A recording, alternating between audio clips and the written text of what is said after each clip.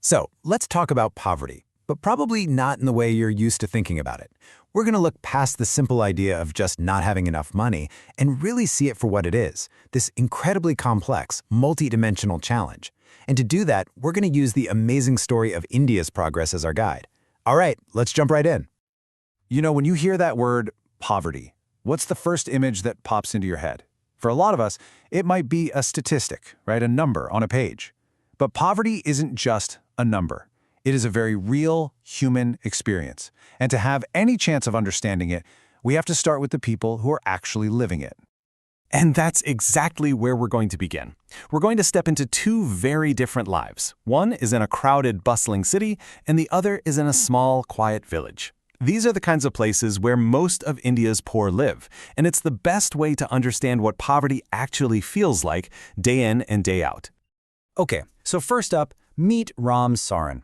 He lives in a city and works as a daily wage laborer.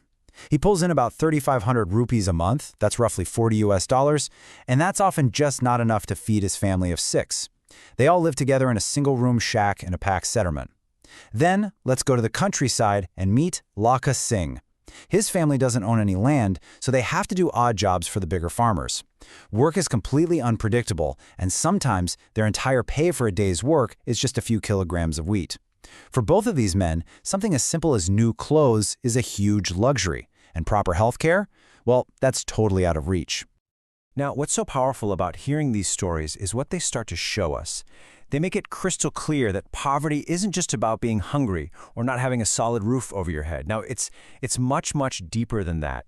And, social scientists actually have a way of looking at this that helps us see that full, complicated picture. For people like Ram and Lakha, it really isn't just about the money. It's that constant, grinding feeling of helplessness. It's the lack of things that so many of us just take for granted, like clean water or a decent toilet. It's struggling with poor health and having no access to medicine. And, maybe most importantly, it's the lack of dignity and respect they face in their everyday lives. These are the hidden, but very real, dimensions of poverty. Okay, so a huge piece of this puzzle is a concept called social exclusion. It's a bit academic, but the idea is simple. It's when people are basically shut out from the opportunities and benefits that everyone else in society enjoys. Think of it like being forced to live on the sidelines. And here is the really crucial part. Social exclusion can be both a cause of poverty by blocking people from getting ahead, and it can be a result of it. It creates this terrible, vicious cycle. And that leads us to another really important idea: vulnerability. This isn't about how poor you are right now, but about the probability, the chance, that certain groups will fall into poverty or get stuck there, especially when things go wrong. So, for example, a landless farmer like Lakha is way more vulnerable to a bad harvest. A widow or a person with disabilities might have far fewer options to earn a living. It's all about how much greater the risk is for some people compared to others. So, if poverty is this tangled, complex thing, how on earth do you even begin to measure it? I mean, that has been a massive challenge. And in India, the way it's officially measured has gone through a huge evolution. Let's take a look. For a really long time, the main tool was something called the poverty line. You can just picture an imaginary line, right? And it was based on the bare minimum income you'd need for survival. They actually calculated it based on the cost of getting a minimum number of calories every day. A bit more in rural areas, a bit less in urban areas. It was simple, sure, but as we've already seen, a measure like that just misses a massive part of the real story. But today, the approach is, well, way more sophisticated. It's called the Multidimensional Poverty Index, or MPI for short. Now, instead of just looking at income, the MPI looks at all the different kinds of deprivation a person or a family faces all at the same time. And this is the absolute key. It's not about how much money is in your pocket, but what you don't have access to. So how does it work? Well, in India, the MPI uses 12 specific indicators across things like health, education, and general standard of living. So it asks questions like, is anyone in the family malnourished? Are the kids actually attending school? What kind of fuel are you using to cook? Do you have a bank account? See, these things are chosen because they show how different disadvantages can lock people into poverty. For instance, poor sanitation could lead to sickness, which then keeps a kid from going to school, which then traps the next generation. It's a much more complete, more human way of seeing the problem. And wow, when you start measuring poverty this way, the story in India is nothing short of remarkable. Just look at this timeline. The rate of this multidimensional poverty plummeted from about 55% back in 2005 all the way down to just 15% by 2021. I mean, that is an absolutely staggering drop in a pretty short span of time. Let's just pause and focus on that final number, 15%. What does that actually mean in human terms? Well, get this. It means that between 2015 and 2021 alone, an estimated 135 million people in India were lifted out of multidimensional poverty. That is an incredible, life-changing achievement. But this incredible progress also brings the remaining challenges into sharper focus. Poverty is a really stubborn problem. So after celebrating that success, we have to ask the tough question. For the 15% who are still left behind, why does it persist? What are the deep-seated reasons that make it so hard to finally beat? Well, the causes are really deeply embedded in history and society. For one, there's the historical legacy of really low economic development during the colonial period. After that came a period of huge population growth that just outstripped the number of available jobs.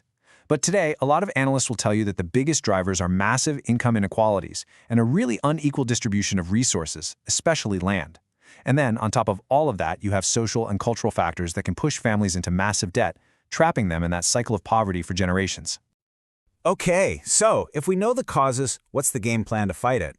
Well, India's official strategy is pretty clear, and it focuses on attacking the problem from two different angles at the very same time. It's basically a two-pronged approach. The first big pillar is all about promoting overall economic growth. The basic idea here is the old saying, right? A rising tide lifts all boats.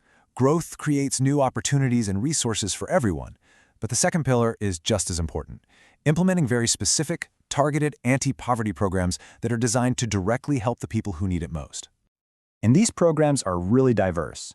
For example, there's the Mahatma Gandhi National Rural Employment Guarantee Act. Most people just call it MGNRGA, and it literally guarantees 100 days of paid work in rural areas. Then you have something like the Pradhan Mantri Ujjwala Yojana, which is this massive scheme to give clean cooking fuel to women in poor households. That doesn't just improve their health, it also frees up their time for other things. Now, as we start to wrap this up, I want us to zoom out one last time. We've journeyed from seeing poverty as just a lack of money to this multidimensional problem.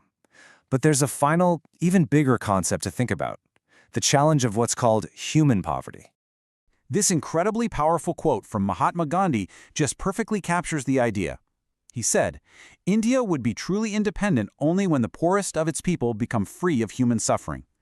What he's saying is that real freedom isn't just about economics, it's about basic human dignity. And that really gets to the core of the difference.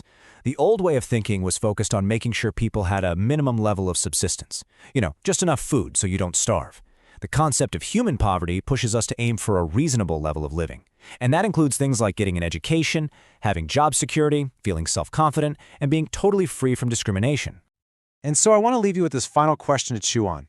As we rightly celebrate the millions and millions of people who have escaped material poverty, we also have to ask ourselves, is poverty really over if people can eat, but they still don't have dignity, they don't have security, and they don't have hope?